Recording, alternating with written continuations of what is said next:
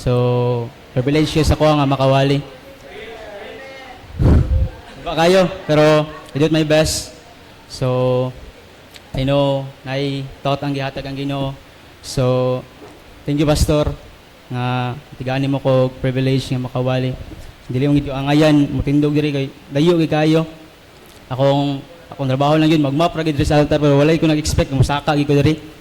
So ako nag-prepare ganina, ako patay ako pag imuwali. Ako pa nag-prepare, ako pag imuwali. So mura na ako. So dito magdugay no. Manindog ta. So i-open nato tong Bible sa Matthew 17 verse 1, and then ako lay basa no. Okay, Matthew 17 verse 1. Matthew 17 verse 1. So, kung topic guys, about transfiguration ni Christ. So, kaning verse 1 niya, kung agion karon, paano man siya rin, insight ba sa kaning story. Kaya kung ang topic, 14 jud. So, basahon ako. And after the 6 days, Jesus taketh Peter, James, and John, his brother, and bringeth them in the high mountain apart, and was transfigured before them. His face did shine as a sun, and his raiment and white as a light. And behold, there appeared unto them Moses and Elias, talking with him. Then answered Peter and said unto Jesus, Lord, it is good for us to be here. If that, let us make 3 tabernacles, one for thee, one for Moses, and one for Elias. 5. While he spake, behold, a bright cloud overshadowed them, and behold, the voice of the cloud, which said, This is my beloved Son, in whom I will please. Hear him. Verse 6. And when the disciples heard that, they fell on their face and were sore afraid. And Jesus come and touched them, and said, Arise, and be not afraid. And when they lifted up their eyes, they saw no man, but Jesus saves only. As they came down from the mountain, Jesus charged them, saying, Tell the vision to no man, until the Son of Man be risen again from the dead. Okay, let's pray. Tuwing ulo ko yung mata. Lord God in heaven, thank you sa karon nga kagabion o ganyan, mong gihatag ka na mo. Lord, tabangi ko, hindi na ko kaya o kung wala imong balaang espiritu o ganyan, mag-istorya sa kuha karon. But Lord, help me to be a vessel o God sa mong katawhan. Tagay ko boldness o God, tagay ko eagerness o God to preach o God this word. Lord, dili na ko kaya o God, kung wala imong tabang. Lord, salamat, na akong yatugan in Jesus' name. Amen. So, maglingkod da.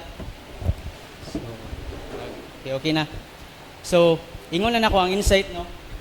Sa kaning story, si Jesus Christ giuban niya si Peter, James, and John sa high mountain ba. And then nakita sa mga disciples, ibasa naman ako. Nakita sa mga disciples, story na lang nako. Nakita sa mga disciples ang si Jesus Christ nga nag-transfiguration, nakita nilang appearance ni Christ ba. Iyang nawong nagsiga, iyang nawong na iyang sarina kuan kayo light kaayo ba. Ayun nakita sa mga disciples. So di mo na ako sa ma-detail pero ako lang short. But nakita sa mga disciples ba.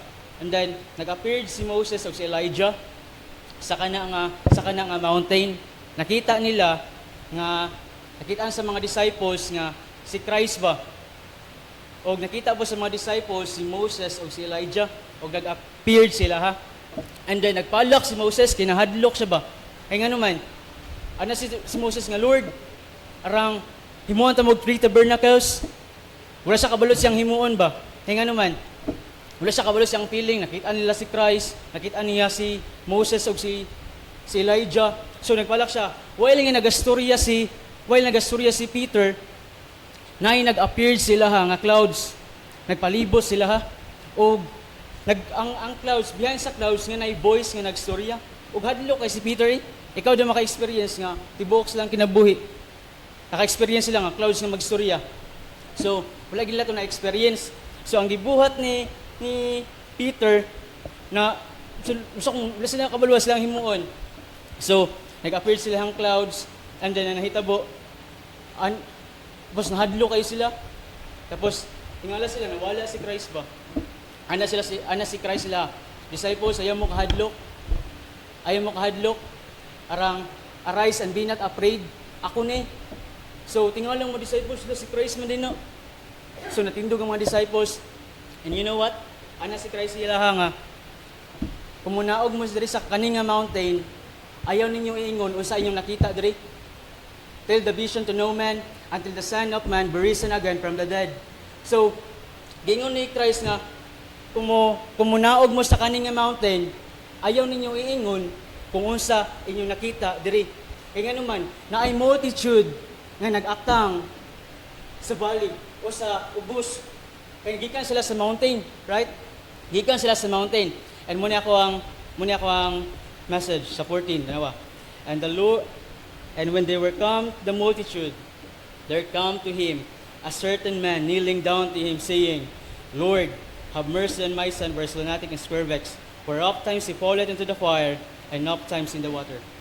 You know what? Naay someone nga nagduol kay Christ. Naay someone nga nagduol siya bang nangayo og tabang kay man. Iyang anak na sakit. Iyang anak ni ani nga situation. O as a father, mangita gyud kag paraan para imong anak maayo. So, ano sa nga gusto na ko akong anak makapil og comfort, gusto na ko akong anak makapil og peace, gusto na ko akong anak maka tarong og higda, gusto na ko magalongin ko ba nga gahopin ko nga akong anak maayo. And then kung makita na ko uban nga mga bata ba, unta ang anak pud ang akong anak. So wala man sa Bible, no? So ako lang gisulod ang galingon sa story ba. Unsa kaya ang feeling sa papa? So, you know what? Ngalongin siya nga maayo ang iyang anak. But sad to say, nasa 16, makita nimo unsa ang nahitabo sa mga disciples. Yes, nakita nila ang transfiguration dito sa mountain, but na-fail ang ilang faith sa 16. And I brought him to the disciples, and they did not cure him. Yes, disciples sila, makahimo sila great miracles, makahimo sila ingani mga miracles, pero look, na-fail ang ilang faith. Human point of view, ang tao mawala gyud sa iyang kaugalingon ba, mahadlok gyud siya. And then dili may maiwasan ang tao nga magduda ba. If wala ang pulong sa Dios, ang tao puno og doubt, puno og fear. Kaya nga naman, human nature sa tao kung wala ang pulong sa Dios. And then ngundra, itubag si Christ sa 17. And Jesus answered and said, O faithless generation, O faithless and perverse generation, how long shall I be with you, disciples? Yung siya? O faithless, walay mga pagtuo. You know what? Kung giingnan ni Christ nga walay pagtuo ang kanong mga generation, and how much karon? Wala sila faith. Dili magimutuo kasi by grace. And how much karon yung mga tao ginahay nila ang truth. Why? Mga mali nga mga doktrina. Ninyo si Christ, O faithless generation, walay mga pagtuo. Puro lang mo kahadlok. Puro, dito ba katong paghil sa disciples ba nga kaya nila i-perform. Nagtokronada pa daw sila, nagtokronada so ikaw mag-perform ana. Wala masig sa Bible. Pero basig ingato ba? So nagtokronada pa sila nga ayuhon ang iyang anak. Pero ingon si Christ sila ha, O faithless generation. Ano siya? How long shall I be with you? How long nga makig-uban ko ninyo nga dugay? You know what? Ang nahitabo diri, ang mga disciples wala nakahimo great things nga naa pa si Christ. Nakahimo na sila great things katong wala na si Christ. Katong nag-ascend na siya nga naman. Si Peter nag-preach siya in the 5,000 men na luwas, nabalik si Christ ato. Wala, di ba? So na-realize nila ba how important faith is? Unsa ka importante ang pagtuo? And ikaw nga Kristiyanon, unsa man imong pakita nga pagtuo sa Dios? Ang gitubag niya sa 18, wala pa to sa akong title ha. Story pa ni. And Jesus rebuked the devil and departed out of him, and the child was cured from that very hour. Dayon-dayon na ayo ang iyang anak. Kaya naman, wala gingon ni Christ nga, tanawa ko, gilat ni Christ nga mag-observe ang mga disciple usaon niya. Kaya naman, wala nag-judge si Christ kung na-fail ang ilang faith. Yes, na-fail man ilang faith, but ingon ni Christ, sige lang, siyang may, sige lang, kung na-fail man yung faith, padayon lang. Ayun naman, napong may great things na mabuhat sa ko kung wala na ko. So, in Jesus' book, di ba, tanawa, sa 8, sa 19, and come to the and you know what, pag-ayo sa katong nga bata, no? Ingon sa 19, then come to the disciples to Jesus apart and said, why could not we cast him out? You know what? Niduol ang disciples, pag humag-ayo sa katong nga bata, sa katong nga lalaki, na wala kapil o peace yan, tibuok kinabuhi. But anang mga disciple, Lord, unsa day something sa mua, nga nung wala na mo, nahil ang kaning nga lalaki. You know what? Naay one word, nag-iingon si Christ, nga apektado tanan passage. Tanawa, sa 20.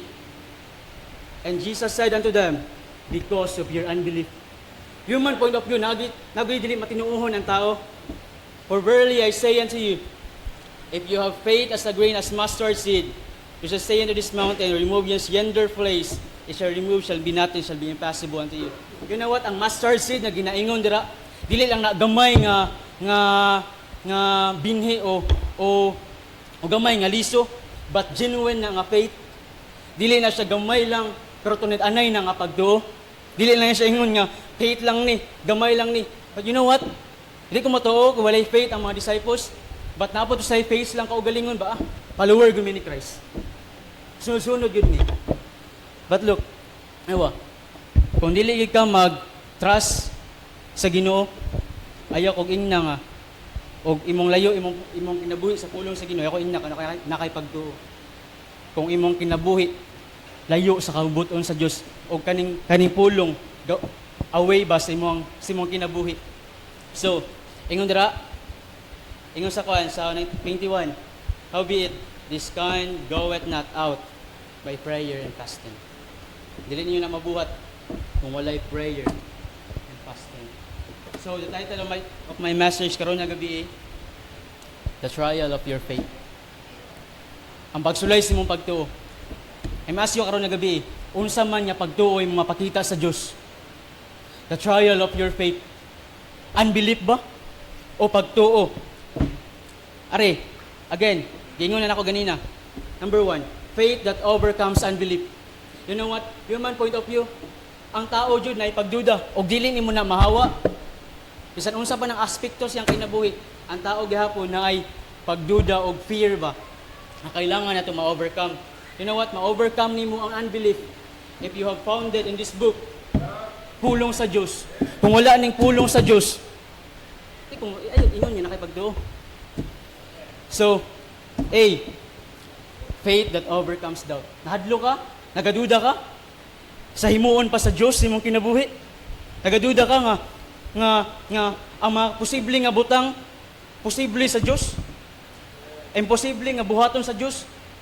Posible sa imuha? Ano ba? Faith that overcomes doubt. Ingon sa Psalms 107:20, He sent His word and healed them and delivered them from their destruction. Ang Ginoo naghatag og pulong. Wala dili doktrina, kundi pulong sa Dios pro to strengthen our faith dira sa Ginoo. Na isa ka saying, faith is trusting God more than trust your doubts.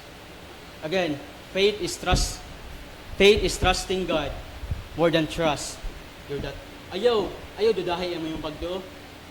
Kung naman kay gina-look forward, wala imposible sa Diyos. B, faith that overcomes fear. Nahadlok ka nga mo-follow sa kabubuton sa Diyos. Nahadlok ka nga mo-follow sa will sa Diyos. Ingon sa muna always sa mo gina-devotion kay Jojo. Niya kanta na mo ni Isaiah 41:10, fear thou not, for I am thy God. I will strengthen thee, yea, I will help thee. Yea, I will uphold thee with the right hand of my righteousness. Anong mahadlok man ka? Kung along the way, naa ang better will sa Ginoo. Faith, faith that overcomes sin. Naba kay mga weaknesses sa imong life? Naman kay mga secret sins? Yes. I mean ako, napog ko'y mga weakness na gina-offer always si Satan. Na mga thorn of the flesh ba nga uy, ganahan man nimo. But anak ko, Lord, walay posible. Na kaning thorn of the flesh na ko, mahawa na ko ba? So muna akong gina-pray sa Ginoo, Lord, paano man ko maka-obtain o pabor sa imong pulong if my life dili sakto. Ingon sa 1 John 1:9, if we confess our sin, He is faithful and just to forgive our sins and cleanse us from all unrighteousness. Naman kay sala, ihatag sa Diyos. Simple. Diba? Number 2, faith persevering in trials. You know what? Dili nimo malikayan ang tao magduda, mahadlok, makasala. But nag-encourage ang pulong sa Dios. Kung nalang kay pagtuo nga mula hutay, walay posible sa kuha. Wala ka gi-condemn ni Christ. Wala ka niya di-judge. Kung dili kapahulat sa simuha mo, get right ka. Isa faith cometh by the word of God. Wala na ilaing source sa atong pagtuo. Kung dili ang pulong sa Dios. Ingon sa Proverbs 3:5, trust in the Lord with all thine heart and lean not unto thine own understanding. Dili nimo masaligan nimong kaugalingon. Ngayon naman, if we trust ourselves, masaligan atong kaugalingon, daghan kay kagpakyas. Bisan unsa lang imong desisyon nga himuon, kung wala dili leading sa pulong sa Dios. Okay? Ingon sa B, continue in faith. Continue in faith. Romans 10:17. So then faith cometh by hearing, and hearing by the word of God. Kung always lang ka nag-hear og pulong sa Dios, o application sa imong kinabuhi, makitaan si muha nga nagadamur, nga nag-strengthen imong faith. C. Ingon sa isa ka saying, walking and living by faith. So, contend for the faith. Stay in your faith. Kay one day, ang great things nga ginapaabot na to, one day, kung maging kontento na lang man ta sa itong pagduo karon, wala nilaing doktrina, pulong na lang sa Diyos. If this book dili tinuod, ano nabago man imong kinabuhi? Diba? Nako statement gikuha na ko sa Strongholds. The cure for unbelief is found in the scripture. When you are discouraged and doubting, instead of trusting your heart, just trust the word that never fails. Again, the cure for unbelief, nasa scripture. The cure for unbelief is found in the scripture. When you are discouraged ka, disappointed ka, and doubting, instead of trusting your heart, just trust the word that never fails. Napag-isa ka statement. The devil knows how important faith is. Kabalo ang yawa, unsa ka importante ang pagtuo. And that's why ginaguba na niya. Kaya nga naman, para ma-fall ta in unbelief, para maghinder sa tuwa ang pag-work sa pulong sa Diyos o sa itong kinabuhi. And last, muna to. So, nako'y Brad, atong kang Brad katong nako'y nabasahan sa ka-story, no? And then, mahuman ko na after, ano? So, naisa ka lalaki, nag-drive siya ba? And then, uban niya nag-drive siya, ano friend nga, say, Brad, adto sa kaninga place, nindot kaninga place, ang i-prepare diri, taghan kay pagkaon, ingani ang venue, ingani ang lugar. So, iyang friend nga Kristohanon, ano ba siya nga, sige, adto kwadra. So, long story short, nga adto siya, yang Google Map lang yang gisundan. And then, wala siya kabalo nga, pila ka mga hours, biyahe siya ba? Naabot na siya sa isa ka wilderness ba, sa mga kakuhuyan, nga wala siya na-expect nga, layuo dayo eh. So, ano siya ba kung maabot diri? So, murag layo pa kayo ang way nga akong atuan. Ano siya nga, sige lang, padayon lang ko. Na may time nga, naguban man siya sa sakyanan. Wala siya kabalo siyang himuon. Tapos signal, nawala ang signal. Tapos Kristohanon eh. Kasi ba, nawala ang signal. Tapos wala siya kabalo siyang buhaton. Tapos, after tawag siya siyang kauban. Wala gyapon siya, di siya ka-contact o di mo ka-chat, di siya ka-chat. So, yung gibuhat, mangita kog shelter, nga ako ang atuon og dito ko magpahuway. So, nangita siyang shelter, and then, ang siyahang shelter na ay lamp o lighter, ay pusporo. So yung giingon nga Lord, nganong lamp man o pusporo imong gihatag man, unta flashlight lang to. Kay makita nako ang way ba, makita nako ako ang dalan ba kung asa nako dapit. So anang lalaki nga sige lang.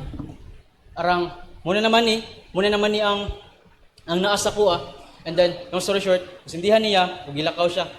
Always nag-ingon siyang mind ba, nga, gwapo ka tong place, tagagkaon dito, baptist yun, tagagkaon dito, ingani ang lugar. So, Always nagawa, ga-step siya, nag-step. Nagtanaw siya siyang step nga naman, lang man. So iyang maklaro lang ang dalan. So yani, many times nga nag-step siya, nag-step. Naabot sa point, basig naay mo kaon sa kuwadri. Basig naay mo patay sa kuwadri. Dili ba ako taga diri? So you know what? Human point of view, nahadlok siya. And instead, prepare siya ang friend na you know what? Nilingi siya balik. May mabalik na lang ko. Kung magpalipas, kung ugma. Ay nga naman, mas better, makita na way of usakab ang view. Pero you know what? Nagpush siya ang kasing-kasing go. Pero nagsinya siyang mind na mobalo siya. Kaya nga naman, tungod sa kahadlok. You know what? Ibalik siya. You know what? Ang lesson dito? Ang Diyos bang nagtawag, ipahamak ka? Tanawa si pastor, nilakang nagpagtuo para biyaan ang career niya para sundan lang yung panawagan. Daghang nilakag pagtuo. Kaya naman, unsa may purpose nimo nga luwas ka, dili ka mulakang pagtuo. Is to be saved? Dili ma-serve ang imong purpose. If your life, dili ta mulakang og pagtuo. There's a lot of family karon nga nilakang og pagtuo. Yes, batanon ko. Wala pa ko experience sa kinabuhi. But ang Bible nag-ingon, thy word is a lamp unto my feet and a light unto my path. Sunda lang ko, ayaw kahadlok, ayaw pagduda sa akong mga plano sa imo, kay better akong gina-prepare sa imo. So, kung mahadlok ka sa panawagan sa Dios, yes, lahi-lahi man tag mga path, but better o maayo ang naa ka sa kabubuton sa Dios. If your career mao'y maghindrance sa imo, failure yung kinabuhing Kristiyano. Kung unsa man ipakita nimo sa Ginoo one day. Blessing kayo natay mga professional ba nga. Isa mga classmate nako di man ako kaedad but nag-matured ko ba nga kuyawas lang pagduoy. Unta one day ingani pug ko nga tao ba to make an good example karon. Yan naman I got a lesson sila. Mubalik ka, forward ka. Katong last nga Brad, na ba kay ang ana nga determinasyon sa mga kinabuhi? Forward by faith. Kanta di ba na? Forward by faith. Willing to follow and everything na. Kanta na? Forward by faith. Kaya nga naman, kung always na nag-forward sa pagtuo, always na ito gina-obey ang pulong sa Diyos. The more ta, ang panalangin, walay babag. You know what? Nag-pray si pastor ba? Naunta ang mga member. Yung anim pagtuo. Kaya nga naman, dili pa na yung anim ang buhaton sa Diyos. Paggamit, ayag undang sa ministry, kapoy, init, yes. Na-share ko nga, nadoy pastor sa Agusan Marsh, iyang simbahan, naglutaw sa tubig, na ako kuyawag pagtuoy. Nasa sa, iyang ministry, nasa sa 30 years in the ministry, iyang simbahan, nagalutaw, tapos si Pastor Ronald lang, ugwa ka, doon-bite ni Adto. So, kuyawag pagtuo, no? So, ma-amaze sa mga tao ba? Like pastor, i-sacrifice niya iyahang will sa pagpalo lang sa kabubuton sa Diyos.